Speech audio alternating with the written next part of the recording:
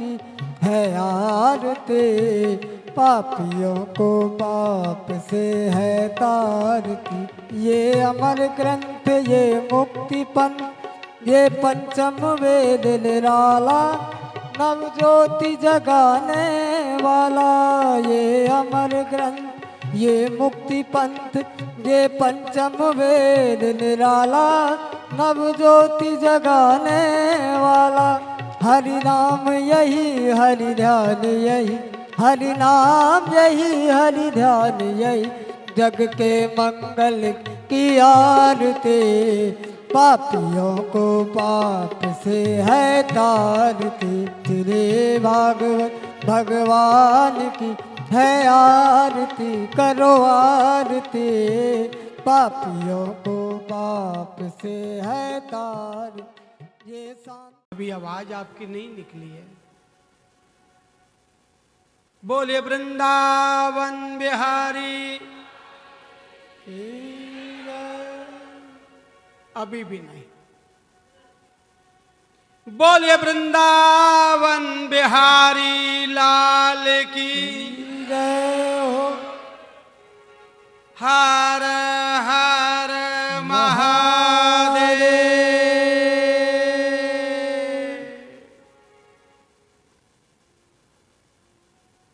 सबसे पहले कोई भी कार्य प्रारंभ करना हो तो अपने गुरुदेव को याद करना चाहिए, क्योंकि गुरु बिन ज्ञान, ज्ञान बिन भक्ति, भक्ति बिन कल्याण नहीं, है ना। गुरु बिन ज्ञान, ज्ञान बिन भक्ति, भक्ति बिन कल्याण नहीं। और क्या कहते हैं कि गुरु के चरण तो पूजते, सर्व करे तरमान, गंगा बहती गुरु चरणों में बहती गंगा जाना। हा हा हा। माँ के चरणों में, गुरु के चरणों में, पिता के चरणों के अंदर गंगा का वास है ना। मैंने हमेशा हमारी माँ की सेवा किया है। जब मैं एक बार छोटी सी बात याद आ गई, फिर शुरू करूंगा मैं आगे की कथा, क्योंकि बात बीच में अधूरी नहीं छोड़नी। मैंने माँ को कहा कि 3-4 संत आए थे, संत बोले महाराज जी आप भी काशी चलो। तो मैंने माँ को कहा कि माँ मेरे को किराया भाड़ा दे देना। माँ बोली कि ये 100 रुपया है, चाहे तो तू ले ले और चाहे घी लेके आना, जोत वास्ते घी को दे दे। मैंने कहा माँ तू जोत घी मंगा, आशीर्वाद तो देगी। मां आशीर्वाद तो देगी ना। तो मां का आशीर्वाद कभी खाली नहीं जाता। जब वो वहां पे जाने लगे तो मां ने आशीर्वाद दिया। इतने में एक कोई गांव का सदस्य आ गया। वो कहने लगा महाराज जी आप, मेरे साला साहब आपको याद करते हैं, दिल्ली चलो ना। मैंने कहा चलो ना, हम भी जाना चाहते हैं। दिल्ली चले गए। दिल्ली चले गए, किराया दिल्ली तक का उसने दे दिया। हमारे पास तो कुछ था ही नहीं, लेकिन क्या था हमारे पास? मां का आशीर्वाद।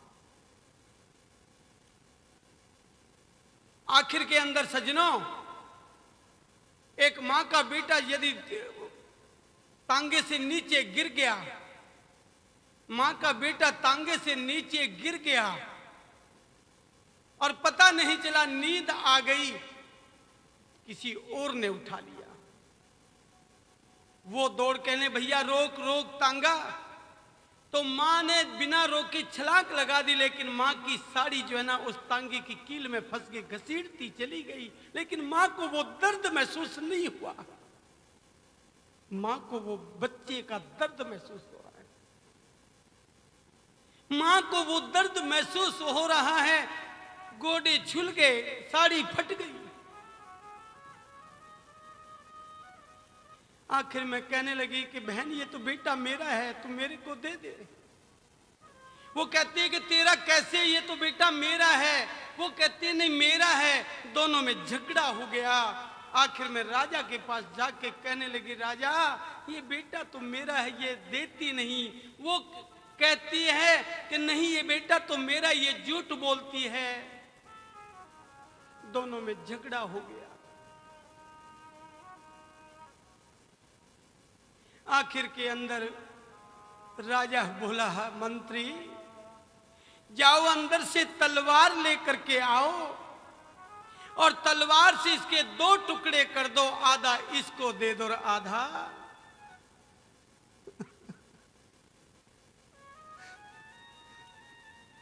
आधा इसको दे दो और आधा इसको दे दो। उस बालक को जब पृथ्वी के ऊपर नीचे सुला करके टुकड़े करने लगे तो मंत्री बोला राजा साहब क्या करूं?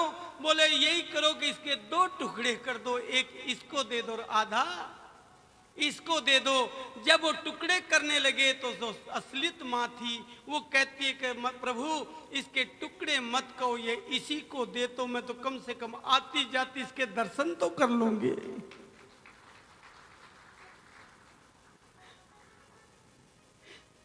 मैं आते जाते इसके दर्शन तो कर लूंगी। वो कहने लगी नहीं नहीं, ये मेरे को तंग करेगी घर पे आके, इसलिए इसके दो टुकड़े कर दो। राजा बोला, रे दुष्ट, तेरा बेटा होता तो तू ऐसा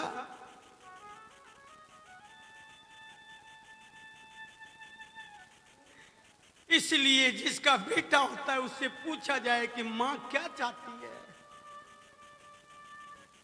मां का प्रेम कभी नहीं जिंदगी में छुपाए नहीं छुपता, ठोकर खाए माँ का भी दिल दुखने से भी नहीं दुखता, कभी दुखने से भी नहीं दुखता, कभी दुखने से भी नहीं दुखता। माँ का प्रेम छुपाए से भी कभी नहीं वो छुप सकता, कभी नहीं वो छुप सकता, कभी नहीं वो छुप सकता।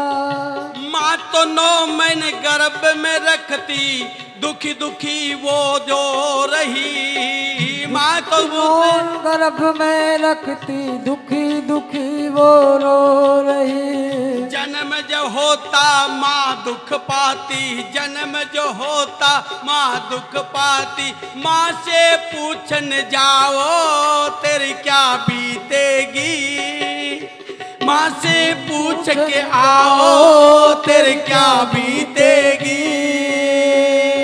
माँ से पूछ के आओ तेरे क्या बीतेगी। डॉक्टर जी तो वहाँ पे आते, नर्स भी वहाँ पे पहुँचे, चीर फाड़ जब उसकी करते, रो रो करके तड़पे। ओ माँ से पूछो तुम, ओ माँ से पूछो तुम, ओ माँ से पूछो तुम, ओ माँ से पूछो तुम। ताली बजाओ मैया।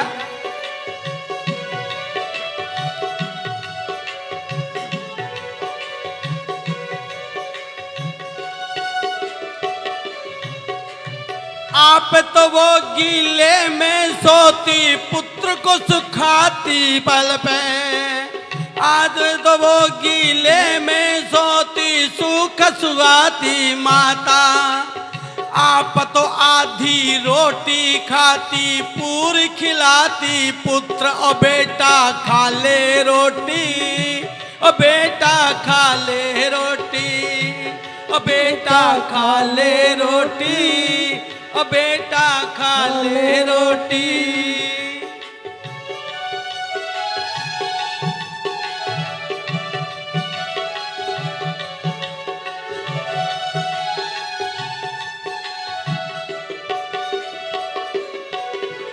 रात को नींद कभी माँ को न आती, पुत्र मौज से सोता। रात को माँ को नींद न आती, पुत्र मौज से सोता। माता लोरी देवे पुत्र को, माता लोरी देवे पुत्र को, सो जा बेटा लाडला, सो जा बेटा, ओ सो जा बेटा, सो जा बेटा।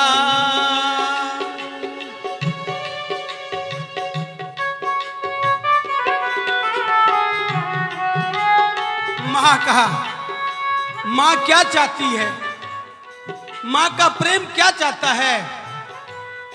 बेटा को कहीं भी से भी ला करके देगी, लूखा सूखा ला करके बेटे को देगी, लेकिन बेटे को दुख नहीं पाने देती। बड़ा वो होकर ठोकर मारे उस माँ की क्या गलती, बड़ा वो होकर ठोकर मारे उस बेटे की गलती। माता हाथ बजोड़े बेटा मुझको माफ तू कर दे, तू तो बेटा मेरा, तू तो बेटा मेरा, ओ तुम तो बेटा मेरा, तू तो बेटा मेरा।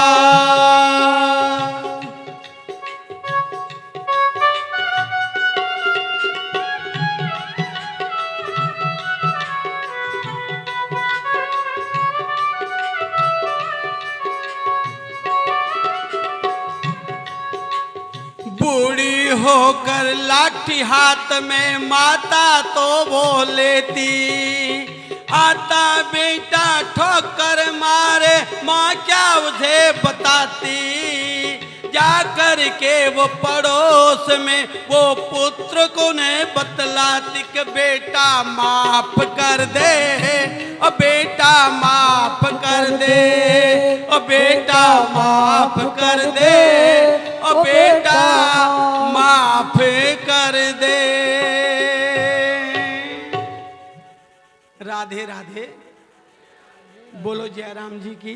जयराम जी की। इसलिए मां का प्यार कहा नहीं जा सकता। नैमिषारण्य में सोनकादिक 88,000 ऋषि मुनि कथा अमृत रसा स्वादनम सोन को ब्रवीत कामना, 18,000 ऋषि मुनि इकट्ठे हुए थे एक समय नैमिषारण्य में। सोनकादिक 18,000 ऋषि। सूजी से कहा कि महाराज कलयुग आ गया, कलयुग में माँ जब तक ला के दे अच्छा लगेगा, बाप जब तक कमा के दे अच्छा लगेगा, और पुत्र से यदि 10 रुपए मांग ले तो गाली देगा। पुत्र नालायक निकल सकता है, माता कभी नालायक नहीं निकलेगी। पुत्र गलत कर सकता है लेकिन माँ बाप कभी गलत नहीं करेंगे। तो महाराज कलयुग आ गया। इस कलयुग के अंदर जो है ना धर्म पाखंड हो रहा है। इस कलयुग के अंदर जो है ना भागवत पुराण विक्रय होने लग गई, भागवत पुराण जो है ना बिकने लग गई, वेद शास्त्र बिकने लग गया, हमारा जल भी बिकने लग गया, हमारा स्थल भी बिकने लग गया। माँ का योग दुख सहना जा नहीं जा सकता। अरे गौ माँ का आधार कर नहीं सकता। अरे गौ माता का तत्व समझो लो तो माँ का तत्व समझो, एक बराबर है। गौ बोलती नहीं, माँ बोलती है। गौ बोलती नहीं है, यहां खूंटे पे बांध दो। इसी प्रकार से बेटी को जिस घर में दे दो, इसलिए बेटी को जिस घर में दोगे कम से कम 100 बातें देखते हैं, लेकिन किस्मत बेटी की होती है कि बेटी को यदि कुपुत्र वर मिल जाता है तो वो बेटी जिंदगी भर दुख पाती है।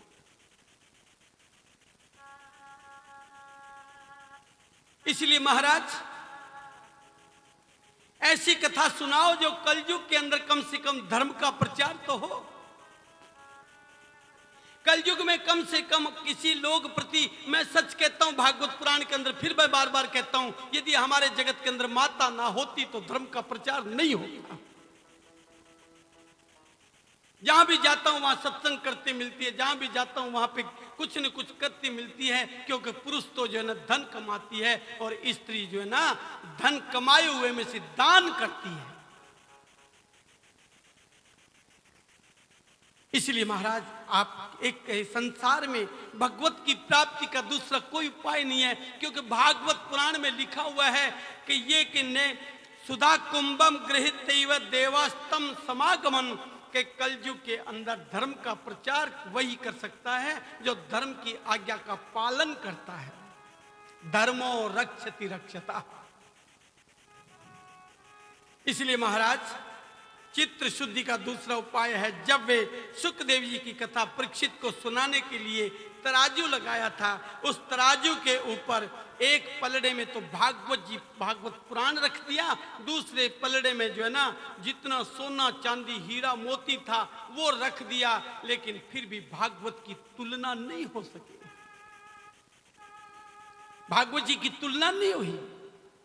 अंत में देखा कि ये भागवत चीज क्या है जो फिर भी वो उसका वजन ज्यादा है। हमने सब कुछ रख दिया, लेकिन फिर भी भागवत जी का प्राण तत्व प्राप्त नहीं हो पाया। भागवत के श्रवण मात्र से, भागवत के मात्र श्रवण करने से मैं सच कहता हूं कि सारे पाप कट जाते हैं। केवल भागवत के दर्शन करने से पाप कट जाते हैं। घर में तुलसी का पौधा लगाने से, अरे तुलसी का जल यदि जिस पृथ्वी पर गिरता है वो पृथ्वी धन्य हो जाती है। लोग कहते हैं कि महाराज तुलसी बड़ी हो जाती है तो वो खिंड जाती है, नीचे कूड़ा करकट करती है। सज्जनों, कभी तुलसी खिंडती जरूर है, लेकिन तुलसी उनको कुछ दे के जाती है, कुछ तुलसी कभी लेके नहीं जाती। तुलसी का अपमान नहीं होना चाहिए, मां का अपमान नहीं होना चाहिए। अरे अपने तुल्य योग को समझ ले लीजिए। तब ये जब पल्ले का तराजू किया तो तुलसी का पत्ता रखने से भागवत पुराण बरोबर हो गई कि तुलसी का वचन क्या है। कलयुग में ऐसे दोष देखोगे, कलयुग में ऐसे कली दावा निवातन साधनम भस्मताम गतम, कलयुग में ऐसे दोष देखोगे आप। कलयुग में ऐसी सी बातें देखोगे कि बहन की इज्जत लूटी जा रही है। हमारी गऊ को कसाई बाड़े में लेके बेच के आ रहे हैं। हमारे मंदिर अंदर योग के कारण से चोरी हो रही है, पायुक्त तो हो रहा है। सज्जनों, जब तक इस पृथ्वी के ऊपर सूरज चांद रहेगा तब तक इस पृथ्वी के ऊपर कलयुग का प्रवेश होगा जरूर, लेकिन चला जाएगा। क्योंकि धर्म की प्रचारिक क्रिया करने से बहुत बड़ा ही होता है। यत् फलम नास्ति तपसान योगेन समाधिना तत्फलम नमस्ते लभ्यकम कलो केशव कीर्तनम। कलयुग के अंदर माताओं कीर्तन किया करो, नहाते धोते और कुछ भी नहीं करो ना तो आप सुबह खाना बनाते हो ना, तो वो खाने में भी जब आटा गूंथती हो ना, उस आटे के अंदर भी राम राम बोला करो। जिसका पति यदि कहना नहीं माने, जिसका पति यदि कोई श्राप मांस निद्रा खावे, जिसका बच्चा भी कहना नहीं माने और यदि कोई कहना नहीं माने, उस रोटी के अंदर राम राम बोल करके और खिला दो। आज मैं सच कहता हूं कि उसके खिलाने से पति मानने लग जाएगा, पति का आदि युक्त हो जाएगा, घर में शांति हो जाएगी और पति बस में हो जाएंगे। चाहती हो क्या बस में? पति को बस में चाहती हो क्या? नहीं, कभी नहीं होना चाहिए। पति की आज्ञा पालन करना तुम्हारा धर्म है, पति का योग करना तुम्हारा कर्म है, पति का सदयोग करना पवित्र का है। लेकिन यत् फलम नास्ति तपसेन योगी न समाधि। दो गाड़ी के पहिए होते हैं, पति और पत्नी दोनों का योग। हमारे यह आशीर्वाद देते हैं ना ब्राह्मण, मंत्रार्था सफला संतु पूर्णा संतु मनोर्था शत्रु नाम बुद्धिना सस्तु मित्रा नाम मुदियस्तव। सदा सुहागन रहो, अखंड सौभाग्यवती बनी रहो। तुलसीदास जी ने सीता जी को आशीर्वाद दिया था अखंड सौभाग्यवती भव का। जब उनके पति गुजर गए तो तुलसीदास जी जाते जाते कहने लगे कि वो देखे कि ये तो देखो तुमने मेरे को वचन दिया था अखंड सौभाग्यवती भव का, लेकिन देखो मेरे पति की अर्थी जा रही है। तो तुलसीदास जी कहने लगे कि दिया हुआ वचन कभी वापस लौट के नहीं आता। ये हो नहीं सकता कि अखंड सौभाग्यवती वचन गलत चला जाए, क्योंकि संत वचन मिथ्या, संतों का वचन कभी खाली नहीं जाता। संत उसी के घर आते हैं, संत वहीं आते हैं, संत उसी नगरी में आते हैं जिसके बहुत पुण्य कर्म किए होते हैं। नहीं तो संत गेट पे आके भी वापिस चले जाते हैं। तो बोले महाराज मेरे पति की अर्थी जा रही है। आप तो कहते हो ना कि देखो अखंड सौभाग्यवती। तुलसीदास जी ने हाथ में जल लेकर के जल छिड़क कर देखा तो वो जीवित हो गए। बोले कि कभी तुम्हारा पति अदृश्य नहीं होगा, कभी तुम्हारा पति लुप्त नहीं हो सकता। जब तक तुम जीवित हो, जब तक तुम हो, तुम पति के हाथ में जाओगी, पति तुम्हारे कभी हाथ में नहीं जाएगी। क्यों? क्योंकि संतों का वचन है, यज्ञ क्रिया योग को फल की वचन योग है। यत फलम सपर्शन योग ने समाधिना। समाधिन का तत्व क्या मतलब होता है कि सुबह उठ करके एक योग अपना क्या करना चाहिए, नहा धो करके सूर्य को जल देना चाहिए। एहि सूर्य सहस्त्राक्षो तेजो राशे जगतपते अनुकंप्यम माम भक्त्याम ग्रहणार्गम दिवाकर। धर्म की सूर्य को अर्घ देना चाहिए। घर में बना हुआ भोजन का जो है ना एक ग्रास कुत्ते को बिल्ली को निकाल के देना चाहिए, फिर पति को खिलाओ, फिर परिवार को खिलाओ, बच्चों को खिलाओ, संत महापुरुषों को खिलाओ। अरे नारजी भक्ति से कहने लगे थे कि वृथा खेद यसे बाले खेदन कावने। तो झूठा घमंड करती है? हे बाले तुम खेद मत करो, क्योंकि कौरव रूपी दुखी होकर के जिन्होंने द्रौपदी का हरण कर दिया था, और द्रौपदी भगवान का नाम लेकर के तिर गई थी, द्रौपदी तिर गई थी, और धरती माता को द्रौपदी ने क्या कहा था? द्रौपदी का जब चिरहरण होने लगा था, पांचों पांडव देख के खड़े खड़े देख रहे थे, मुंह नीचे हो गया था। लेकिन आखिर के अंदर द्रौपदी ने किसको याद किया था? किसको याद किया था द्रौपदी ने भी? क्योंकि द्रौपदी ने भगवान श्री कृष्ण को याद किया था। साक्षी रहना धरती माते, ये जन्म कब आएगा। साक्षी रहना धरती माते, ये जन्म कब आएगा। साक्षी देना धरती माते, ये जन्म कब आएगा। आज द्रौपदी देख रही है पुरुष है कितने नंगे। आज द्रौपदी देख रही है पुरुष है कितने नंगे।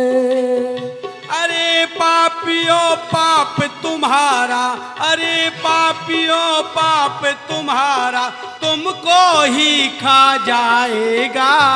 अरे पापियों पाप तुम्हारा, तुमको ही खा जाएगा। नारी का अपमान करोगे वह समाज मिट जाएगा। नारी का अपमान करोगे वह समाज मिट जाएगा। साक्षी रहना धरती माते, जमुना के किनारे तो। साक्षी रहना धरती माते, जमुना के किनारे को।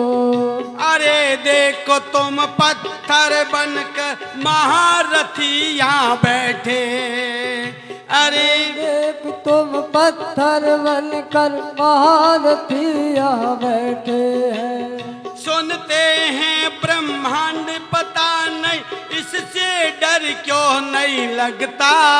इससे डर क्यों नहीं लगता। आज द्रौपदी देख रही है पुरुष है कितने नंगे। आज द्रौपदी देख रही है कितने पुरुष है निंदे। आज द्रौपदी देख रही है कितने हैं पुरुष नंगे। धर्म की क्या हुआ? इन्होंने कौन सा विचार किया था? द्रौपदी कहते हैं कि नीचे मुंह करके पत्थर बन के बैठे हो और मेरी लज्जा जा रही है। मेरी इज्जत लूटी जा रही है, तुमको शर्म नहीं आती? सजनों, 3 चीज घर को खा जाती है। लक्कड़ को दीमक खा जाती है, घर को कर्ज खा जाता है, और तीसरा कौन है? तीसरा योग यह है कि कर्म करते हो तो भक्ति के अंदर यदि नहीं करो तो वो शरीर भी खत्म हो जाता है। दीमक यदि लकड़ को खा जाए, कितनी सुंदर लकड़ हो, दीमक छोड़ती नहीं। कर्जा कितना बढ़ जाए, वो घर का रखवा रह नहीं सकता, क्योंकि कर्जे से सब कुछ बिक जाता है। नारद जी ने प्रणाम करके मुनियों से कहा कि इस साधन का ज्ञान निमित्त यहां आया हूं। आज बड़े भाग्य से ही आपके दर्शन हुए हैं, बड़े बड़े भाग्य आपके थे। अरे भागवत पुराण तो वो इंसान सुन सकता है जिनके पिछले जन्मों के कर्म अच्छे हों। भागवत पुराण सुनने को बहुत अवसर मिलता है, और भागवत के लिए तो कितना समय खोजना पड़ता है। इसलिए आज बड़े भाग्य से आपके दर्शन हुए हैं। आप बताएं, साधन कौन है जिसका संकेत आकाशवाणी ने किया? सत्कर्म करने वाला इंसान कभी व्यर्थ कर्म नहीं कर सकता। अच्छा कर्म करो ना। अच्छा कर्म करने का तो समय मिलता चाहिए। सजनों, आज का दिन कल नहीं आएगा। महाराज जी, मेरा बेटा बड़ा हो गया। बड़ा नहीं हो गया, वो छोटा हो गया। इतने साल व्यतीत हो गए। सजनों, एक घड़ी आधी घड़ी, आधी से पुण्य आद। अरे साधु संगत साध की, कटे कोटि अपराध। भगवान का नाम तो कहते हैं कि तुम एक घड़ी भी ले लो, परमात्मा का नाम तुम थोड़े से समय में ले लो। नारद जी ने सनकादिक से कहा कि ज्ञान यज्ञम करिष्यामि। पहले ऋषि मुनि लोग यज्ञ करते थे, अग्निहोत्री होते थे, अग्नि को जिमा के भोजन करते थे। पहले की माताएं मैंने देखी है, मैं हमारे कि वो जब चूल्हे में रोटी बनाती थी तो चूल्हे के अंदर थोड़ा टुकड़ा तोड़ करके और वो चूल्हे में डाला करती थी। घी से भी किया करती थी, थोड़ा घी का थोड़ा पानी का छिट्टा दिया करती थी। और आज किस में डालोगे भाई? आज गैस में डालोगे तो गैस फट जाएगा। यदि आज गैस के ऊपर रखोगे तो छिद्र बंद हो जाएंगे। इसलिए गैस की रोटी खानी पड़ती है, लेकिन सबसे बड़ी बीमारी गैस है। करे क्या? अधीन हो गए ना। इसलिए पहले माताएं क्या करती थी? पुराने माताओं का युग क्या था? वो दही मिलोया करती थी, मक्खन मिलोया करती थी, हम लोग खाया करते थे। आज तो मक्खन और दही जो है ना, वो पैकेट में बिकने लग गया, पैकेट में बिकने लग गया। नारद जी ने कहा कि महाराज, ज्ञान यज्ञम करिष्यामि, सुख शास्त्र कथोज्वलम, भक्ति ज्ञान विरागाणाम स्थापनार्थम प्रयत्नम। भक्ति कहां बैठी है? क्योंकि ज्ञान और वैराग्य दो भाई थे, ज्ञान और वैराग्य। और उनके मां तो भक्ति थी, बच्चे तो माँ उनकी भक्ति थी, तो उनके बच्चे दो ज्ञान और विराग थे। माँ तो जवान हो गई और बच्चे बूढ़े हो गए। धर्म की, बच्चे बूढ़े हो गए। जब बच्चे बूढ़े हो गए ना, उनके पास में कौन वो बच्चे थे? वो बच्चे थे ज्ञान और वैराग्य। और माँ उनकी भक्ति थी, भक्ति जवान हो गई और बच्चे बूढ़े हो गए। आखिर के अंदर वो बच्चे के पास माँ बैठी करती तो उनकी गंगा जमुना सरस्वती नदियां उनकी रक्षा करती। लेकिन वहां पे आकर के सनक सनंदन संत ऋषि कुमारों ने आकर के पूछा कि माँ, ये दो बालक कौन है? बोले ये मेरे पुत्र हैं, एक का नाम ज्ञान है, दूसरे का नाम वैराग्य है। ये मेरे दो पुत्र हैं। तो बोले कि तुम तो जवान मालूम पड़ती हो, बच्चे तुम्हारे वृद्ध हो गए, क्योंकि इनके ऊपर कलयुग का वास है, इनके ऊपर कलयुग का वास है, इनके ऊपर कलयुग का युग है। इसलिए कलयुग के अंदर जो है ना, ज्ञान वैराग्य की भक्ति कम होती है। और यदि और कुछ ये खेलने लगो, कूदने लगो, योग करने लगो, ब्याह शादी के अंदर इतनी माया उछाल देते हैं, इतनी माया उछाल देते हैं कि पैरों में भी आती है। माया का अपमान करते हो, माया का अपमान करते हो। अरे इन दो बालकों का अनादर करते हो जिनका नाम ज्ञान और वैराग्य है। इन दो बालकों का अनादर करते हो आप, इसलिए इनके लिए क्या किया जाए। तब उन्होंने कहा कि महाराज, मेरे बालकों का वृद्ध तत्व दूर कैसे होगा, क्योंकि कलयुग में देखा है, कलयुग में देखी है कि 5-5 बच्चों की माँ जो है ना, बाजार में जब भी जाती है तो वो मेकअप करके जाती है कि शायद कल ही शादी हुई हो। कलयुग है ना, ये कलयुग की बातें हैं सारी। इसलिए कलयुग के अंदर जो है, जैसा भगवान ने बनाया है वैसा ही रहना। जैसा परमात्मा ने रंग दिया, वो रंग कभी छूट नहीं सकता। चाहे आप कितनी भी सुंदर, कितनी भी क्रीम लगा लो, कितने योग, जितनी भी ये चीजें लगाओगे, जितना आर्टिफिशियल चीज का इस्तेमाल करोगे, इतने जल्दी बूढ़े हो जाओगे। और जितना इनसे दूर रहोगे, इतनी तुम्हारी ताकत बनी रहेगी। इनके अंदर हम क्या चाहते हैं, क्या कहूं मैं, कह नहीं सकता। इसीलिए परमात्मा ने एक बात कही है, भगवान ने ये कही, अरे भगत, तू जीवन में आया है अकेला, अकेला ही जाना पड़ेगा। क्या लेकर के आया था, जो क्या लेकर के जाओगे। अरे मुट्ठी बांध कर आए थे, जो हाथ पिसार के धर्म की। अपने जीवन के योग के कारण से क्या कर सकते हो आप।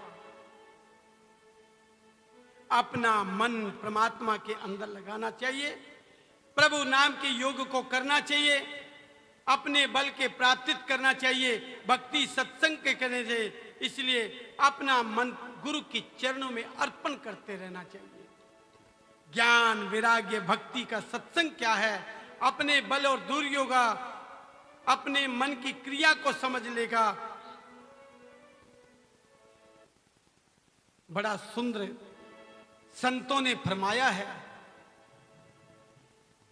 जीवन की पगडंडी पे कांटों से गुजरना पड़ेगा तुझे। जीवन की पगडंडी पे कांटों पे गुजरना पड़ेगा तुझे। वीरों की झोली ही फूलों से भरनी पड़ेगी तुझे। जिसको मरने का ढंग आ गया है, उसे जीने का ढंग भी तो आ गया। जिसे मरने का ढंग भी तो आ गया, उसे मरने का ढंग भी तो आ गया। जिसे जीने का ढंग जिसे आ गया, उसे मरने का ढंग भी तो आ गया। विष घूंट पिया है वो जिसने, उसे अमृत भी पीना पड़ेगा। जिसे विष का तो घूंट पिया है, उसे अमृत भी पीना पड़ेगा। अमृत भी पीना पड़ेगा।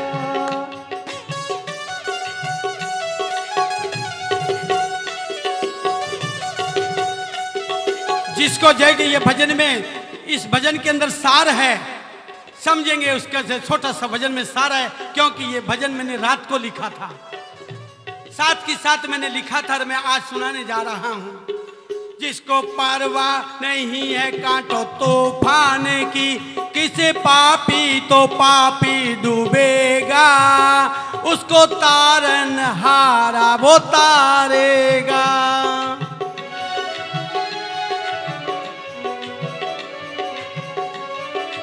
जीवन में विपत्ति आएगी, घबराना नहीं। सुख और दुख दोनों भाई तो है, ज्ञान और वैराग्य दोनों भाई तो हैं। या तो ज्ञान की भक्ति करो या वैराग्य की करो। वैराग्य करोगे तो घर को छोड़ना पड़ेगा, और यदि सुख पाते हो, विषय की प्राप्ति चाहते हो, तो आपको सत्संग करना पड़ेगा। जिसको है परवाह ये गाता, उसे जाना जो रहता पराजा। जिसको जाना पड़ेगा वो देखो, उस परदेश जाना पड़ेगा। उसे परदेश जाना पड़ेगा, पड़ेगा उसे परदेश जाना पड़ेगा। आती है विपदा तो मत डर, बिना यदि सुख भी मिलेगा तो दुख भी मिलेगा, सुख भी मिलेगा तो दुख भी मिलेगा। ये तो क्रांति का बात बताया, गीता लक्षण के शब्द बताया। ये तो गीता में लिख दिया कृष्ण ने, ये तो तुझको तो भोगना पड़ेगा, ये तो तुझको तो भोगना पड़ेगा। अरे कायर तो रहकर दिखा दो, अपनी जिंदगी प्रभा मत बना दो।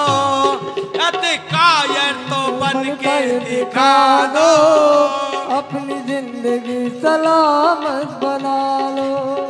जो राम नाम लूटता है बंदे, अंतिम समय वो पाता है चंगे।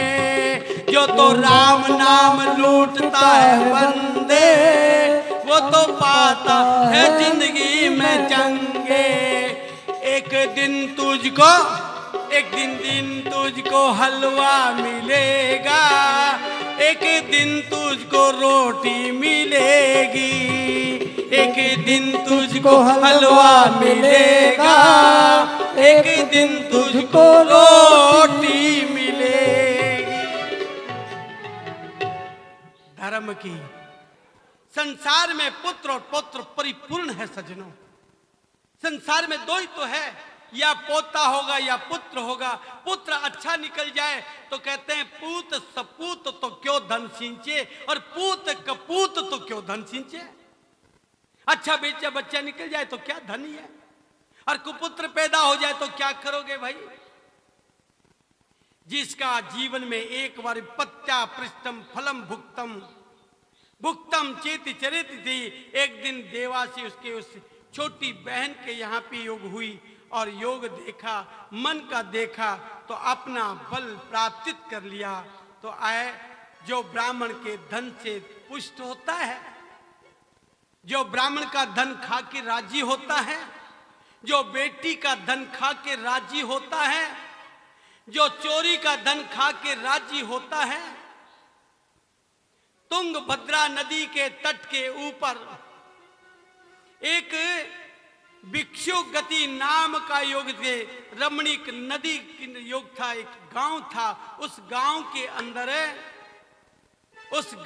के अंदर सबसे एक कृष्ण योग ब्राह्मण रहता था। ब्राह्मण गरीब था, लेकिन ब्राह्मण गरीब था लेकिन संध्या नहीं छोड़ता था। वो त्रिकाल संध्या करता था। आज मेरी उम्र जो है 55 वर्ष 57 वर्ष होने जा रही है, मैंने कभी त्रिकाल संध्या नहीं छोड़ी। चाहे मैं 2 मिनट भी बात प्रभु योग तो करता हूं, मैं उसके त्रिकाल संध्या का जप करता हूं। हमारे ब्राह्मण गायत्री मंत्र का जप नहीं छोड़ते। त्रिकाल संध्या करने वाला ब्राह्मण इस युग में मिलेगा? 3 काल संध्या करने वाला ब्राह्मण मिलेगा?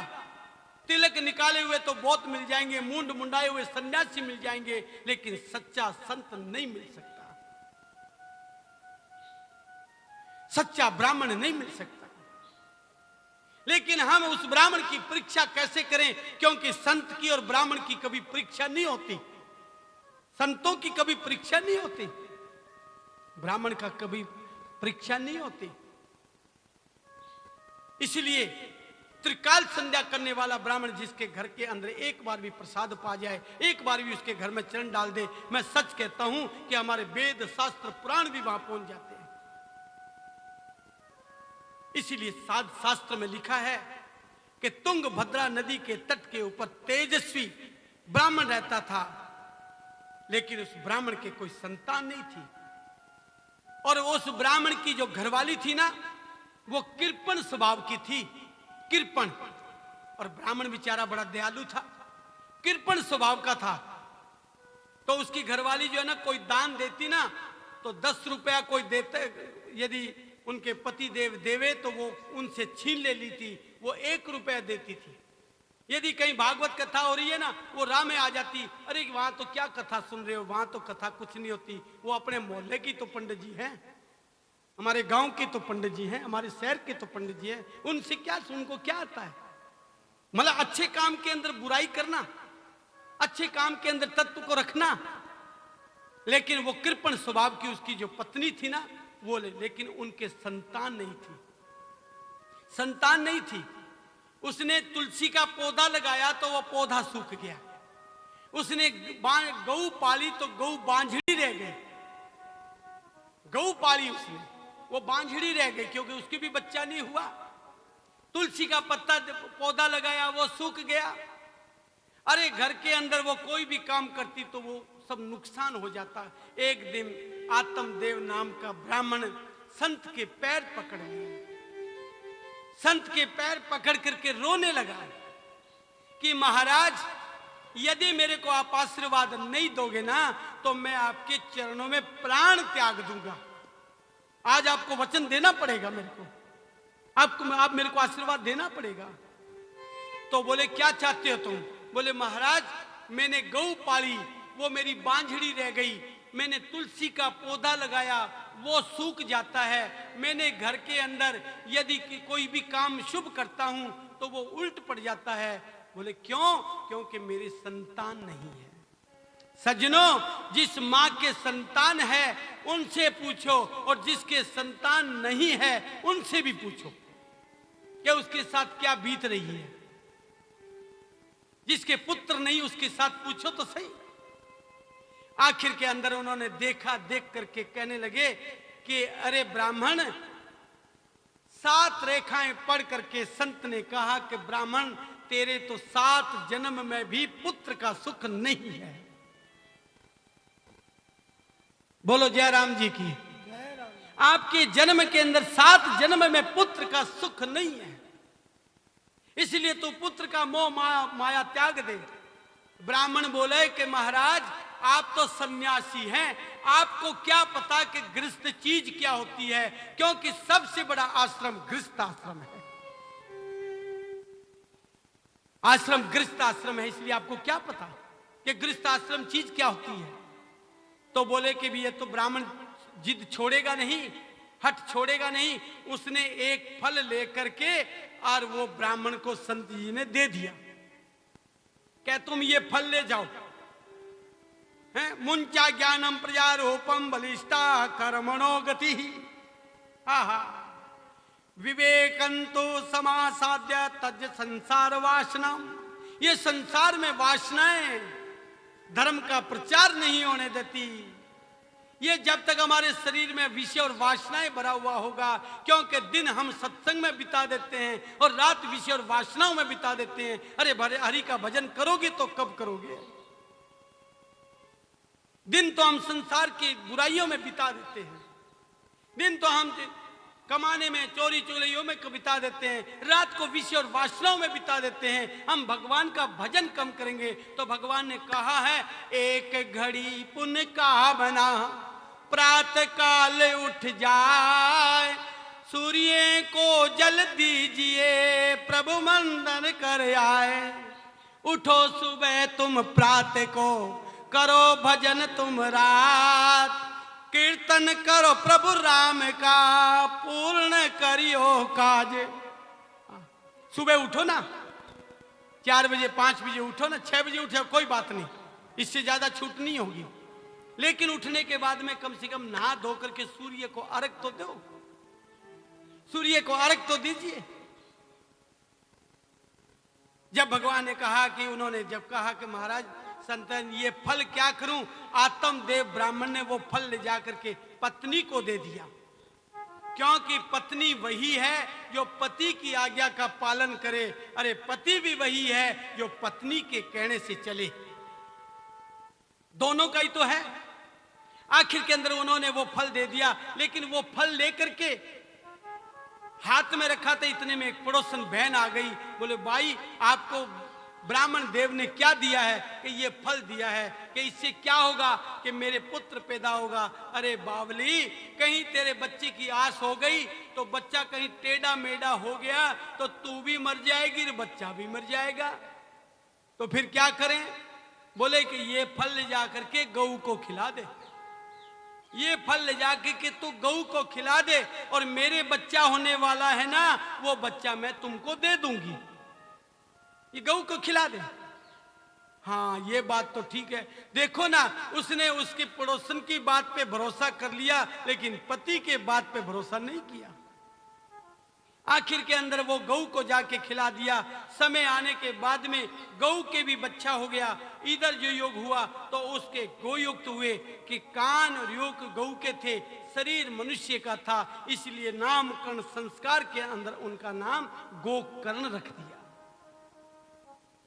गौ से जन्मा था ना, गोकर्ण रख दिया। लेकिन जब पड़ोसन के बच्चा जन्मा था, जन्मते बेचारे पंडित जी मंदिर में संध्या वंदन कर रहे थे, वो ले आकर के दे दिया और थाली बजा दी। पंडित जी बेचारे खुशी में जो कुछ भी दान पुण्य था सारा खुशी में बांट दिया, क्यों मेरे घर में बच्चा हुआ है, मेरे बच्चा हुआ है।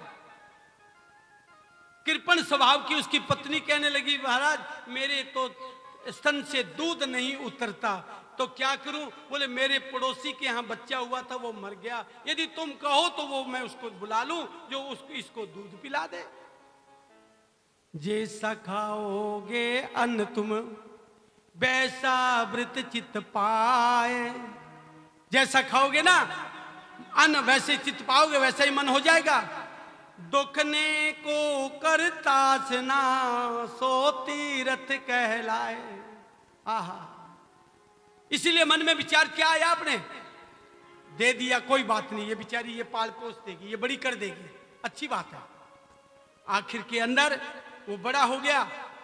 बड़ा होने के बाद में सज्जनों, उसने 4 वैश्याएं रखी थी, 4 वैश्याएं, और चारों वैश्याओं को कमा कमा करके ला करके खिलाता था वो। और आखिर के अंदर बाप से मार पीट करके और सारा धन ले आता था। पिता ने कहा था कि संत ने ठीक कहा था कि आने वाले समय में तुम्हारे पुत्र का सुख नहीं होगा। अरे संत झूठ थोड़ी बोलते थे, ये ऐसा ही तो हो गया ना, अब क्या करोगे तुम? आखिर के अंदर उन्होंने 4 वैश्याओं को रखा, उनको कमा करके ला करके दिया करते थे, अंत में योग करते थे। वो 4 वैश्याएं कौन थी भाई? तुम्हारे अंदर भी वो 4 वैश्याएं बैठी है, तुम्हारे अंदर भी है वो 4 वैश्याएं, लेकिन तुम्हारे को वो नजर नहीं आती। 4 वैश्याएं कौन है? काम, क्रोध, लोभ और अहंकार, यही तो 4 वैश्याएं हैं। काम, क्रोध, मोह और अहंकार, ये 4 वैश्याएं जिसके अंदर है, वो कभी इंसान परमात्मा का योग नहीं बन सकता। क्रोध भी अच्छा नहीं होता, लोभ तो करो कोई बात नहीं, लेकिन अंत लोभ नहीं करना। जब उन्होंने योग किया तो 4 वैश्याओं ने उसको मार करके और वहीं पे गाड़ दिया, वो प्रेत बन गया, प्रेत बन गया। अब गोकर्ण को उसने जाके कहा कि भैया गोकर्ण, मेरी मुक्ति तो करा दे, मेरी गति तो करा दे। गोकर्ण ने कहा था, भैया मैंने तेरे लिए गया श्राद्ध कराया, काशी में पिंडदान किया, घर में गायत्री का जप किया और मैंने पिंड तर्पण किया, सब कुछ किया, लेकिन क्या तेरी मुक्ति नहीं हुई? धर्म की क्या तेरी मुक्ति नहीं हुई? बोला नहीं भैया, तो कैसे होगी भाई?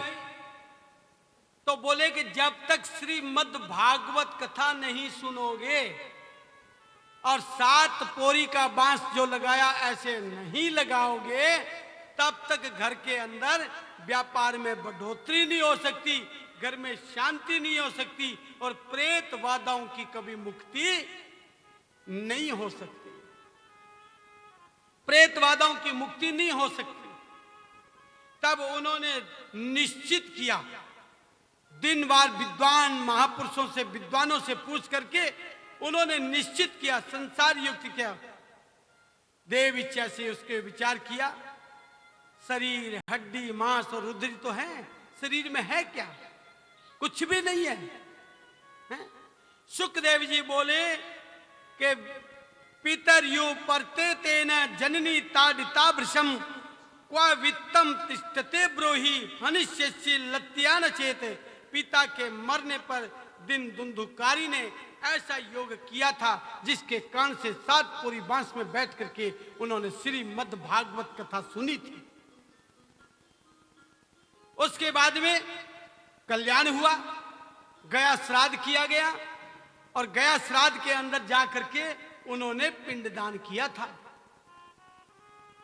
सीता जी ने भी गया जी में जाकर के अपने ससुर का पिंडदान किया था। राम जी जब अपने पिता दशरथ का श्राद्ध करने के लिए गए थे, राम जी अपने पिता का श्राद्ध करने गए थे तो सीता जी में साथ गए थे। जब वहां पिंडदान की तैयारी हो रही थी तो दशरथ जी ने आकर के कहा कि बेटा मेरा पुत्र राम कहाँ है? बोले क्या करेंगे? बोले कि मैं ये जो वायुयान स्वर्ग में जा रहा है इसमें मैं बैठ के चला जाऊंगा और यदि रह गया तो मैं नरक में रहूंगा, इसलिए तू मेरे को बालू के पिंड दे दे। कोई था नहीं ना कोई चीज भी। उन्होंने क्या मांगा था? बालू का पिंड मांगा था। बालू का पिंड दिया, धर्म की बालू का पिंड दिया। और बालू का पिंड देने के बाद में जब राम जी आए सामान लेकर के, तब उन्होंने कहा कि पिंड की तैयारी करो पंडित जी। बोले कि भी सीता माता कहने लगी कि मैंने ससुर को बालू का पिंड दे दिया। तेने कब दे दिया? किसके सामने दिया तेने? सामान तो मैं लेके आया हूं। पति और पत्नी का प्रेम क्या होता है? पत्नी पति पे भरोसा कर सकती है लेकिन पति पत्नी पे भरोसा नहीं करता। धर्म की पत्नी कर लेती, यदि पति चाहे भलाई कहीं पे जुआ खेलता हो, ताश खेलता हो, शराब पीता हो और फोन पे कह दे कि मैं मंदिर में बैठा हूं तो पत्नी भरोसा कर लेगी। और यदि पत्नी सच्ची में भागवत में बैठी है और पति को पता लग जाए फोन आकर के कि तू कहां बैठी है, कि मैं भागवत सुनती हूं, तो तू आज आ तेरी भद्रा करूंगा मैं, तो झूठ बोलती है। सज्जनों, विश्वास दोनों को ही करना पड़ेगा। विश्वास दोनों को करना पड़ेगा। एक के विश्वास करने से कुछ नहीं होगा। आखिर के अंदर उन्होंने झट से क्या किया? सीता जी बोली महाराज मैंने तो पिंड दे दिया। कि तू झूठ बोलती है, पिंड कहां दे दिया तेने? मैं सामान तो मैं लाया हूं। जब वो पिंड दिया तो बोले बताओ किसके सामने दिया बालू का पिंड? तब उन्होंने झट से बताया था कि गौ माता से पूछो कि मैंने पिंड दिया कि नहीं दिया। तो गौ माता झूठ बोल गई कि मैंने नहीं देखा पिंड देते हुए।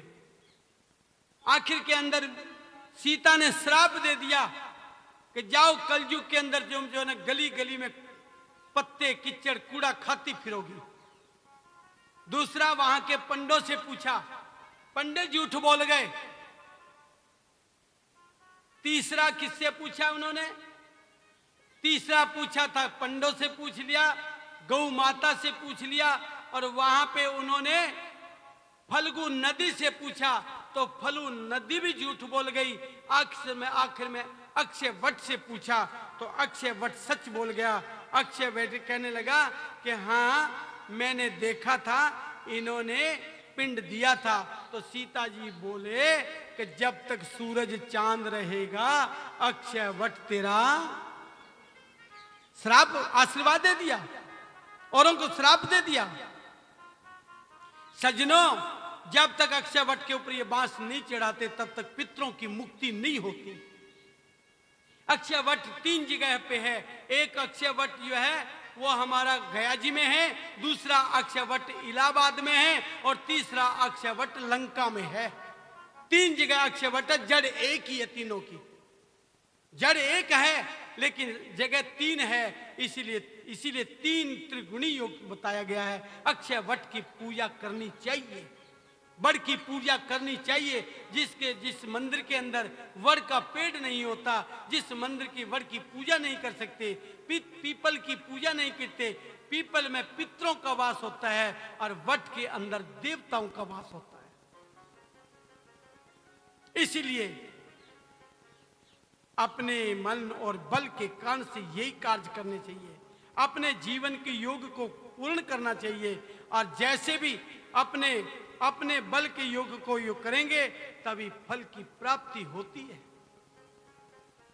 तीनों ने वचन किया था, सज्जनों,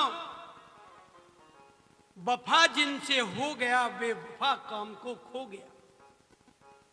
बड़ा सुंदर भजन कहा है।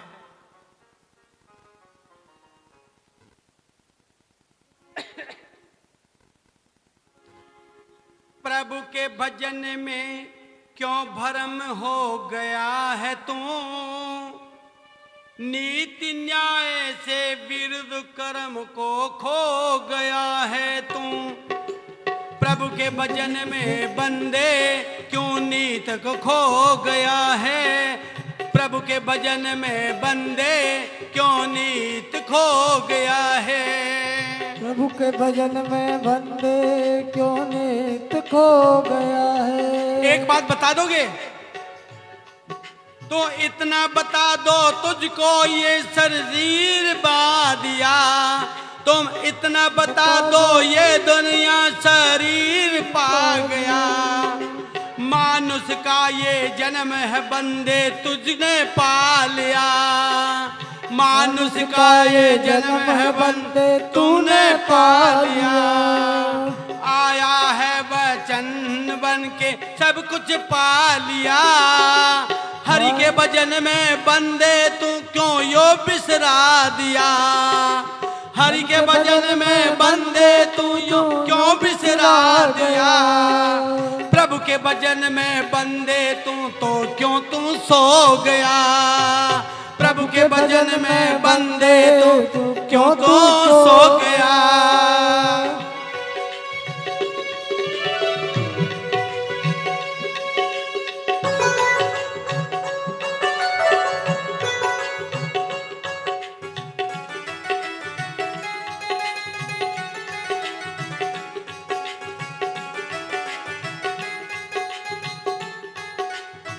सबसे पहली भस्मी किसकी लगानी चाहिए?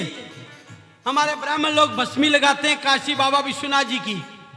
सबसे पहले घर में भस्मी किसकी लगावे? सबसे पहली भस्मी माता पिता की लगानी चाहिए। माता पिता भ्राता गुरु चरणी की भस्मी लगा लो, माता पिता गुरु चरणों की तुम भक्ति मत लगा लो। माता पिता गुरु चरणों की तुम भस्मी मत लगा लो। बना है मन का निर्मल बंदे, बना है मन का निर्मल बंदे, सच्ची ये दिखला दो, भस्मी लगा लो। पिता तुम भस्मी लगा लो, चरणों की भस्मी लगा लो, चरणों की भस्मी लगा लो, लगा लो भस्मी लगा लो, लगा लो भस्मी लगा लो।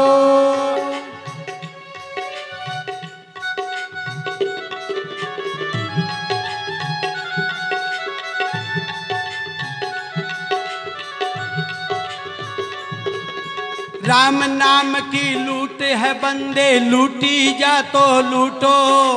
राम नाम की लूट है बंदे, लूटी जा तो लूटो।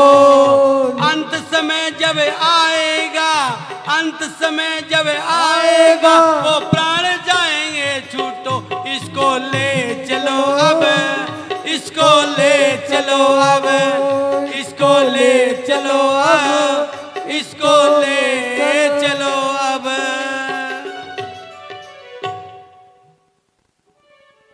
धर्म की, इसलिए प्रभु का नाम जितना लूट सकते हो तो लूट ले लीजिए। जितना समय हमको मिला है इस समय को खाली मत जाने दीजिए। कारण क्या है कि सप्ताह मात्रेण यज्ञेन तिष्ठितः, सनकादिक ने आगे कहा, नारद यत ते संप्रवक्ष्यामि सप्ताह सुरणे विधिम। भागवत सुनने का विधान पता क्या होता है?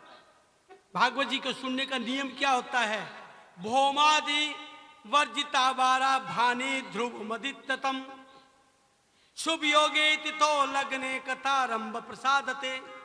अच्छा दिन होना चाहिए, शुभ लगन होना चाहिए, शुभ घड़ी होनी चाहिए, और जिनसे कथा सुननी है उनके पास फल फूल प्रसाद लेके जाना चाहिए और जाकर के कहो कि हे ब्राह्मण देवता, हमारे को श्रीमद् भागवत कथा सुननी है, अपने को दिन बता दीजिए, मुहूर्त बता दीजिए, वो निकाल करके और कथा की तैयारी करनी चाहिए।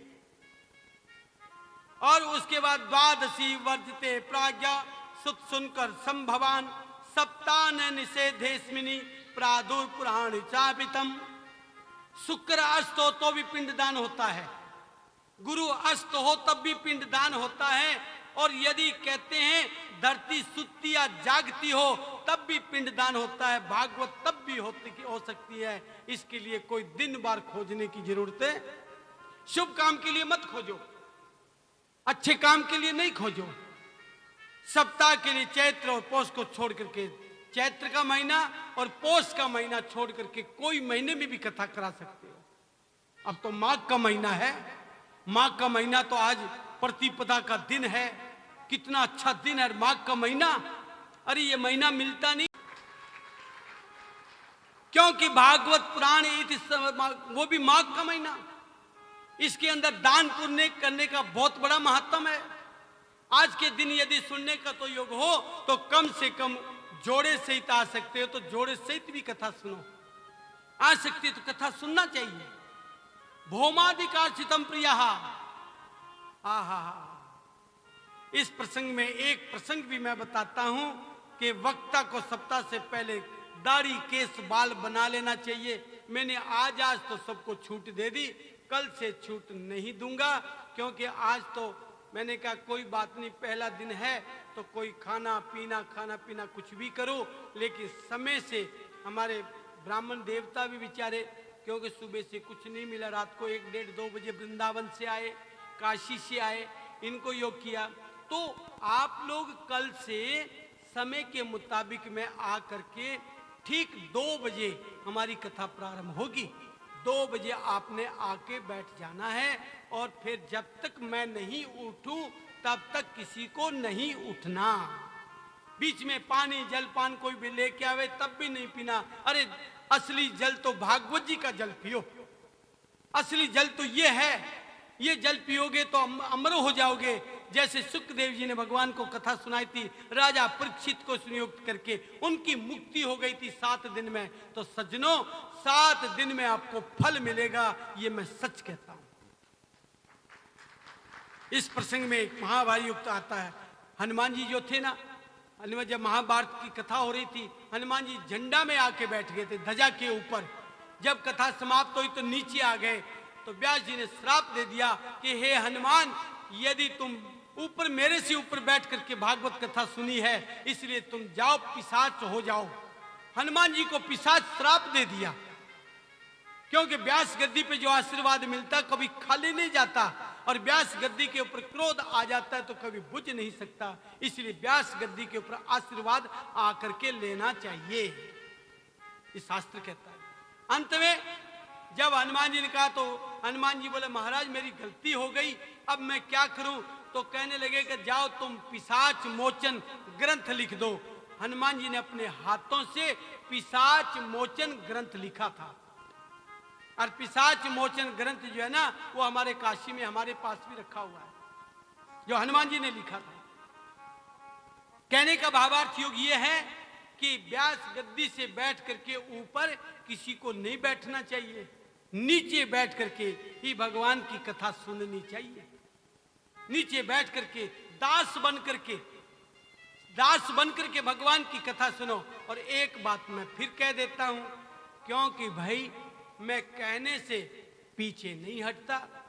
कोई मत्था टेके चढ़ावे नहीं चढ़ावे वो तुम्हारी इच्छा है, लेकिन कहना जरूर चाहिए कि जब भी भगवान की कथा होती है तो सिर नंगा नहीं होना चाहिए, बहनों के लिए विशेष करके, है ना। जब ससुर घर में बैठे हो तो सिर नंगा नहीं होना चाहिए, सिर के ऊपर वस्त्र होना चाहिए, सिर नंगा नहीं होना चाहिए। आगे योग आएगा तो हम छोटी सी थोड़ा सा सिंदूर यहाँ पे लगा लेते हैं, कहीं हमारे कपड़े खराब ना हो जाए, हम सिंदूर भी थोड़ा लगाते हैं। सज्जनों, स्त्री को सुहाग बनने के लिए सबसे लंबा सिंदूर रखना चाहिए, अच्छा सिंदूर होना चाहिए, लंबा सिंदूर लगाओगे तो लंबी पति की उम्र होगी, दीर्घ आयु होगी। इसलिए जहां भी भगवान की पूजा करो या घर में कोई बड़े भी आते हैं तो उनके सिर पे कपड़ा होना चाहिए। और हमारे धर्म का कर्तव्य योग है, आए हुए की सेवा होनी चाहिए, कर्तव्य युक्त करना चाहिए। इस प्रसंग में यह कथा सुनाई मैंने, वक्ता को सप्ताह से पहले क्षौरी आदि करनी चाहिए। जिस स्त्री को मासिक धर्म नहीं आता हो, जिसके बच्चे हो के गुजर जाते हो, जिसके बच्चे बीमार हो, जिसके घर के अंदर पति बीमार हो, योग करता हो, तो वो यदि भागवत सुन करके ये भागवत का प्रसाद ले जा करके दे तो उसकी सारी बीमारी कट जाती है। ब्राह्मण बोलते हैं रोगान शेषान पहंसी तुष्टा रुष्टा तो कामान सकलान विष्टा, कि वेद मंत्रों का उच्चारण करते हुए फल देते हैं तो वो फल ले जा करके अपने बच्चे को खिला दो, पति को खिला दो, या कोई रोगी पीड़ा घर का है उसको खिला दो। हमारी एक बहन जी आई थी, बोले महाराज जी जब कथा या कोई अच्छी सुनने को मिलती है तो मेरे गोडे ठीक हो जाते हैं, जब कथा समाप्त होती है तो गोडे फिर दुखने लग जाते हैं। ये कारण क्या है भाई? क्योंकि भगवान की कथा के अंदर तो देखो आनंद आता है ना, घोड़े ठीक हो जाते हैं। परंतु मेरे कहने का भावार्थ योग ये है कि अपने बल के योग के कान से सप्ताह सुननी चाहिए, श्रवण पैल युक्त करना चाहिए। श्रीमद् भागवत महात्म सुन करके भी मन में एकाग्र चित्त होना चाहिए। एक समय नैमिषारण्य में सोनकादिक ऋषि मुनि लोगों ने इकट्ठे होकर के भगवत की प्राप्ति करी, भागवत पुराण सुनी, भागवत का दर्शन किया और भागवत का आशीर्वाद लिया, बतलाए हुए कर्मों को योग किया, भगवान की संबंध की कथाएं सुनी, कथाएं सुन करके श्रवण किया और भक्ति का सत्संग किया। संसार के जीवों से श्रेष्ठ करना चाहिए। संसार है मेरे ये संसार में भांति भांति के लोग, रल मिल सबसे चालिए नदी नाव संजोग, सबसे योग करना चाहिए। कृष्ण भक्ति परम श्रेय शास्त्र शाश्वतम जीवता। अपने बल के कान से भागवत पुराण को सुनने का आनंद तभी आता है कि जब भागवत हम मन से सुनते हैं। भागवत सुन लिया और किस कान से सुना इससे निकाल दिया, कपड़े की तरह झटका के चले गए, उसका फल नहीं है। भागवत का फल है गौ माता का सुबह दर्शन करना चाहिए, देसी गौ का दूध पीना चाहिए, आंखें के चश्मा उतर जाता है, गोडों का दर्द दूर हो जाता है, देसी गौ की मां का दूध पीते हो तो पीना चाहिए। अपने योग कुछ भी नहीं मिले ना तो आप देसी गौ का प्योर देसी घी मिल जाए तो वो आंखों में सुरमे की तरह डाल दो तो आंखों का जो मोतिया भी खत्म हो जाता है। क्या योग करोगे? अपने बल तत्व योग के कान से ऐसा करने से मनुष्य का बंधन छूट जाता है, अपने बल योग तत्व की प्राप्ति होती है। संसार में विषय और वासनाओं को आसक्त करने के लिए यज्ञ अवतार हुए, ऋषभ अवतार हुए, 24 अवतारों ने हमारी पृथ्वी पर जन्म लिया। 24 अवतार हुए, राम अवतार हुए, प्रहलाद अवतार हुए, कश्यप ऋषि अवतार हुए, ऋषभ अवतार हुए, नारद अवतार हुए, वराह अवतार हुए, नर नारायण अवतार हुए, हैं बलदेव अवतार हुए, श्री कृष्ण अवतार हुए, हरि व्यास अवतार हुए, व्यास अवतारित हुए, श्री कृष्ण अवतार हुए, हरि अवतार हुए, अरे बुद्ध अवतार हुए, और हमारे देश के अंदर आगे कलंकित भगवान भी अवतार लेंगे, कलंकित अवतार लेंगे। बहुत से लोग तो कहते हैं उन्होंने जन्म ले लिया, लेकिन आगे अवतार लेंगे। इस ज्ञान की प्राप्ति के लिए अपने मन को योग करेंगे, सत्संग की महिमा करेंगे। व्यास जी ने कहा है, हे भक्तों, जीवन में एक बार भी अपना योग करने के लिए मन को एकाग्रचित करना चाहिए, मन को भक्ति का सत्संग करना चाहिए, मन के तत्व के कान से ज्ञान की प्राप्ति करनी चाहिए। अपने बल और तत्व के कान से जो भक्ति और सत्संग करता है वो जीवन के अंदर अपना मोह माया ममता को त्याग देता है। एक समय भगवान शिव पार्वती जी की कथा हो रही थी, तो पार्वती जी ने अपने प्रभु भोले शंकर जी से अमर कथा सुन रहे थे। तो भोले शंकर बोले कि पार्वती तुम बाहर जाके देखो कि हमारी कथा कोई सुनता तो नहीं है, हमारी कथा कोई सुनता तो नहीं है। जब पार्वती जी ने जाके देखा ना तो बोले महाराज आपकी कथा कोई नहीं सुनता। तो एक तोते का बच्चा अंडे में विगलित था, वो मरने वाला था कि 10 मिनट में मर जाए, 5 मिनट में मर जाए, 10 मिनट 2 मिनट में मरने वाला था तोते का बच्चा। और भगवान शिव ने जब ये अमर कथा सुनाने के लिए पर्वत पर बैठ गए थे और बैठ करके जब ये पार्वती जी को अमर कथा सुनाने लगे तो पार्वती जी को नींद आ गई और वो जो विगलित अंडा था ना तोते का बच्चा, वो बच्चा जो है ना वो कथा सुन करके हरा हो गया और हरा होकर के वो हुंकारा भरना शुरू कर दिया।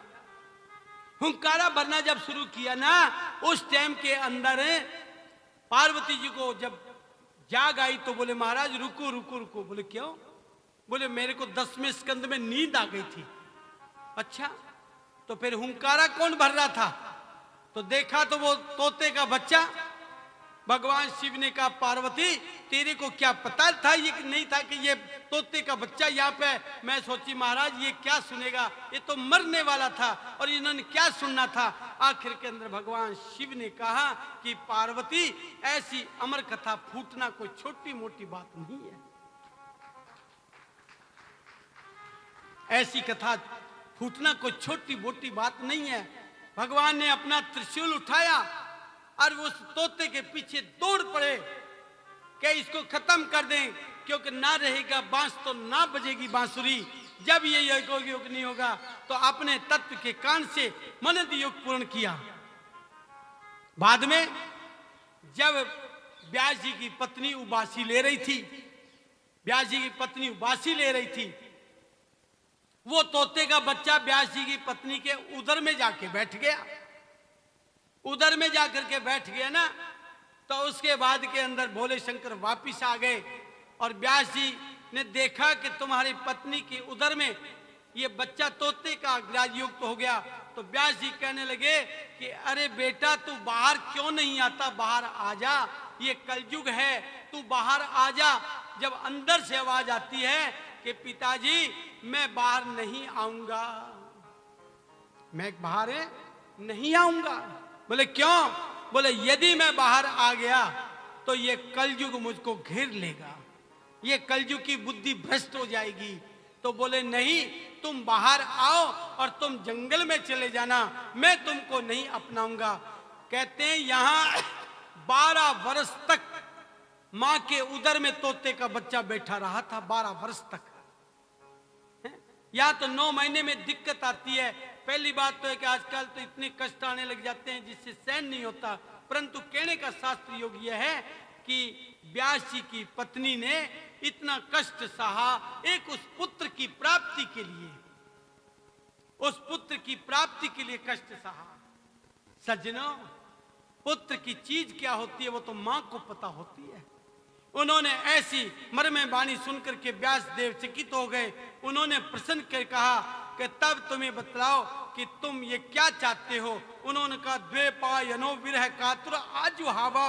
ऐसी निर्लप्त आसक्त ज्ञानी सुखदेव जी ने योग कहा था। मां के गर्भ के अंदर भी उस बालक ने, बच्चे ने भगवान का नाम उच्चारण किया था। वो कौन सा किया था कि ओम नमो भगवते वासुदेव, ओम नमो भगवते वासुदेवाय नमः, ओम नमो भगवते वासुदेवाय नमः, ओम नमो भगवते वासुदेवाय नमः, ओम नमो भगवते वासुदेवाय नमः, ओम नमो भगवते वासुदेवाय नमः, ओम नमो भगवते वासुदेवाय नमः, ओम नमो भगवते वासुदेवाय नमः, ओम नमो भगवते वासुदेवाय नमः, ओम नमो भगवते वासुदेवाय नमः। जब ये बातें योग हुई, आखिर के अंदर ऐसे निर्लप्त योग दशा गोदो है न मात्रम च गृहसु गृह मेदिनाम अवश्चेते महाभागत तीर्थ कुर्वस्त शास्त्रम सुखदेव जी जैसा वक्ता और परीक्षित जी जैसा श्रोता ना हुआ और ना। सुखदेव जी बहुत कठिन तपस्या करके ये फल पाया था, क्योंकि श्रोता परीक्षित का भी जन्म कर्म आश्रय में तो हुआ था। इन्होंने किस कारण राज्य का परित्याग किया था, अन्न जल का त्याग किया था और गंगा के तट के ऊपर जाकर के एक पैर पे खड़ा होकर के और उन्होंने तपस्या करी थी।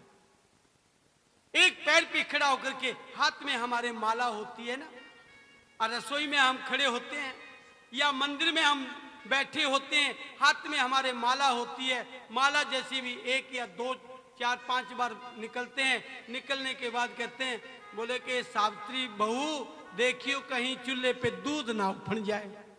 ध्यान तो तुम्हारा जो है ना भगवान में है, और दूध में भी ध्यान चला गया, क्या भगवान को पाओगे आप? अरे तुम्हारा मन तो रसोई में चला गया और तुम भगवान को पाना चाहते हो, मंदिर के अंदर बैठे चाहते हो। मंदिर में हम 5-4 जनी बहनें यदि इकट्ठी हो जाती हैं तो एक दूसरे की बुराइयां शुरू हो जाती है। मंदिर के अंदर तो कम से कम सत्संग के अंदर, भागवत पुराण के अंदर तो मौन धारण करना चाहिए। इसीलिए सुखदेव जी जैसा वक्ता बड़ा विचित्र है। परित्याग किया। सुत जी बोले, हे सोनक, व्यास जी द्वापर में पराशर से उत्पन्न हुए थे। द्वापर के अंदर एक समय सरस्वती नदी के तट पर आचमन करके बैठे कि सूर्य का अवयुक्त हुआ, आचमन करके व्यास जी ने अर्पण किया था। ओम केशवाय नमः, ओम नारायण नमः, ओम माधवाय नमः। 3 बार आचमन रोज करना चाहिए और एक शब्द रोज उठ करके बोलो कि दीन बंधु दीनानाथ मेरी डोरी तेरे हाथ। प्रभु को अर्पण करो ना। मैं गारंटी लेता हूं कि आपके ऊपर संकट आ जाए तो ये मैंने किया, ये मैंने किया, ये मैंने किया, ये मैंने किया। भगवान को अर्पण कर दो। सोच तो अर्पण कर दो, महाराज हम तो सो रहे हैं, अब तुम संभालो। सज्जनों, भगवान कभी किसी को धोखा नहीं देते। हम धोखा देते थे, भगवान नहीं देते। हम एकादशी का व्रत बोल देते हैं, भूल जाते, करते नहीं है। हम यदि पूर्णमासी का उद्यापन करते हैं तो उसके अंदर हम गुस्से में त्रियुक्त कर देते हैं तो करते नहीं। हम समान के अंदर त्रुटि करते हैं, हम करते नहीं। हम घर के अंदर यदि श्राद्ध करते हैं तो हम करते नहीं। अरे सज्जनों, भगवान कभी किसी का ले भी, पहली बात तो लेते नहीं है, और ले दिया तो वो कभी का हक नहीं रखते। इसीलिए बोले कि द्वैपायुधो आज का तो हावा, अपने बल और तप के कान से उन्होंने ऐसी वाणी सुनी। नारद जी बोले, कहने सोनक, इस प्रकार खिन व्यास जी ने देख करके देवर्षि नारद जी को मुस्कुराते हुए बोले कि हे पराशर के पुत्र व्यास, आपका शरीर और मन प्रसन्न तो है ना? आपका शरीर प्रसन्न है, आपका मन प्रसन्न है। सज्जनों, मन को प्रसन्न करना चाहते हो तो आपको भक्ति करनी चाहिए। और वह योग व्यास जी बोले कि नारद, आपने जो कुछ कहा वह तो ठीक है। आत्मा से संतोष की प्राप्ति नहीं होती, आत्मा से मन की प्राप्ति होती है, आत्मा से भक्ति की प्राप्ति नहीं होती। अरे भोजन करने से एक बार पेट भरता है, बार बार भूख लगती है। भोजन करने से एक बार तृप्ति होती है। सज्जनों, विषय वासनाओं में कभी तृप्ति नहीं होती, भोजन में कभी तृप्ति नहीं होती। भगवान का भजन करोगे ना बार बार तो आपका मन भी पवित्र हो जाएगा। मन का योग करो ना। योग के कारण से यह समस्त तपस्या, शास्त्र, यज्ञ, दान और शस्त्र ये सब यहीं धरे रह जाएंगे। माटी होगी तेरी बंदे, माटी में मिल जाएगा। क्या तो लेकर आया जगत में, क्या लेकर के जाएगा। ओ माटी होगी तेरी बंदे, माटी में मिल जाएगा। क्या तू लेके आया जगत में, क्या तू लेके जाएगा। 4 जो गज की चरग जी मंगाई, चढ़ो काठ की घोड़ी रे। 4 गज की चरग जी मंगाई, चढ़ो काठ के घोड़ी रे। चारों कोने आग लगाई, फूंक दियो जस होली रे।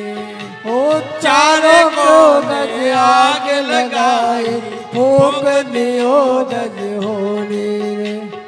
कंचन जैसी काया जल गई, कंचन जैसी काया जल गई, कोई नहीं आयो तेरे पास आरे। कहत कबीर सुनो रे भाई साधो, जग की झूठी आशा रे। ओ कहत कबीर सुनो भाई साधो, चलती झूठे आशा रे। कंचन जैसी काया जल गई, कोई नहीं आयो तेरे पास आरे। कंचन जैसी काया जल गई, कोई ना आयो तेरे पास रे। कहत कबीर सुनो रे भाई साधो, जग की झूठी आशा रे। ओ कहत कबीर सुनो भाई साधो, जग की झूठी आशा रे। जग की झूठी आशा बंदे, जग की झूठी आशा रे। इसलिए वही समस्त तपस्या शास्त्र ज्ञान की प्राप्ति करो, भगवान की भक्ति करो। और कहते यथा धर्मात्याश्चातम मुनि वियो न कीर्तिता, न तथा वासुदेवस्य महिमा हृत। हे मुने, महाभारत में जिस प्रकार आपने धर्म अर्थ काम और मोक्ष की प्राप्ति बताई है, धर्म की प्राप्ति बताई है, काम की प्राप्ति बताई है, मोक्ष की प्राप्ति बताई है, सज्जनों ऐसी भक्ति सत्संग हमको भी बताइए। हे नारद, जीवन के अंदर अपना बल और तप करना चाहिए। इस प्रकार सुत जी बोले सोनक, इस प्रकार नारद जी ने जन्म कर्म का वृत्तांत सुनाया है। जन्म कर्म का कर्म सुना करके अपना फल की प्राप्ति किया है।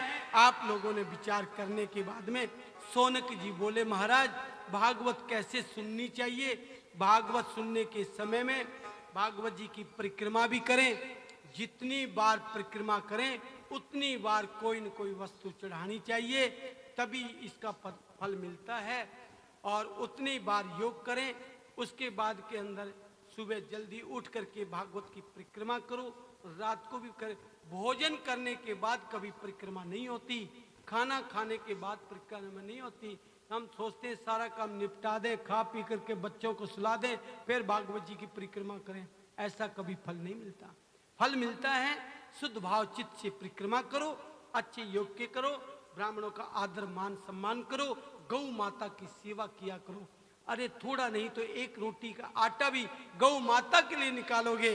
अरे किसी की गरीब कन्या की कन्या दान दोगे, अपने घर में देने के योग से कहते हैं। जब बेटी को विदा किया जाता है तो बेटी कुछ नहीं लेके जाती, लेकिन बेटी उस घर में दे के जाती है। क्या देती है? प्रेम दे के जाती है, भाव दे के जाती है, अपने बल और तप के योग के कान से दे करके जाती है। तो अपने बल के योग के कान से यस्याम वही सूर्यमानायाम कृष्णे परम पुरुषे भक्ति कल्पते पुंस शोक शास्त्रिंद, जिसके श्रवण मात्र से भगवान में मनुष्यों की भक्ति होती है और शोक मोह सब छूट जाता है। ऐसी भागवत सुननी चाहिए, क्योंकि आज भागवत जी का पहला दिन था, इसीलिए जो है हमने थोड़ा सा लेट किया। कल 2 बजे भागवत जी कथा प्रारंभ होगी और योग होने के बाद में, और फिर उसके बाद आगे का प्रसंग चलेगा। कल इससे भी अच्छी अच्छी कथाएं आपको सुनने को मिलेगी। आपको यदि हमारी भागवत के अंदर जिसको आलस आएगा, हमारी भागवत में जिसको नींद आएगी, मैं अपनी भागवत को अच्छा शास्त्र समझूंगा ही नहीं। मैं उसी को समझूंगा जो मेरी भागवत में किसी को नींद नहीं आवे, आलस नहीं आवे, योग नहीं करे। इसलिए भागवत का योग करने के लिए आप लोग युक्त होंगे।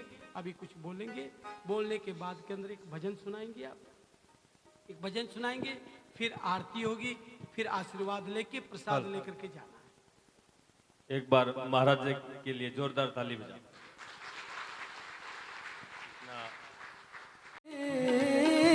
राधे जय जय श्री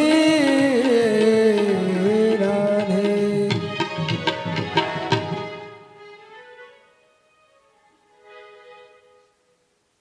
हे गिरधर तेरी आरती गाऊं, बाके बिहारी तेरी आरती गाओ, बाके बिहारी तेरी आरती गाऊं। मोर मुकुट तेरे शीश पे सोहे, मोर मुकुट तेरे शीश पे सोहे, प्यारी बंसी मेरो मन मोहे, प्यारी बंसी मेरा मन मोहे। देख छवि बलिहारी में जाओ, देख छवि बलिहारी में जाओ, ओ बाके बिहारी तेरी आरती गाओ, बाके बिहारी तेरी आरती गाओ। चरणों से निकली है गंगा प्यारी, चरणों से निकली है गंगा प्यारी, जिसने सारी दुनिया तारे, जिसने सारी दुनिया तारी। उन चरणों के मैं दर्शन पाऊं, उन चरणों के मैं दर्शन पाऊं। मेरे कुंज बिहारी तेरी आरती गाऊं, बाके बिहारी तेरी आरती गाऊं। व्यास अनाथ के नाथ आप हो, व्यास अनाथ के नाथ आप हो, सुख दुख जीवन प्यारे साथ आप हो, सुख दुख जीवन प्यारे साथ आप हो। श्री चरणों में मैं भले भले जाऊं, तेरे श्री चरणों में मैं भली भली जाऊं। तेरे बाके बिहारी तेरी आरती गाऊं, श्री बाके बिहारी तेरी आरती गाऊं। संग सोहे अब सखियां प्यारे, ललितादिक सब सखियां प्यारी, पास सदा वृंदावन पाऊं मैं, पास पास सदा सदा मैं पावन पाऊं। मेरे रमण बिहारी तेरी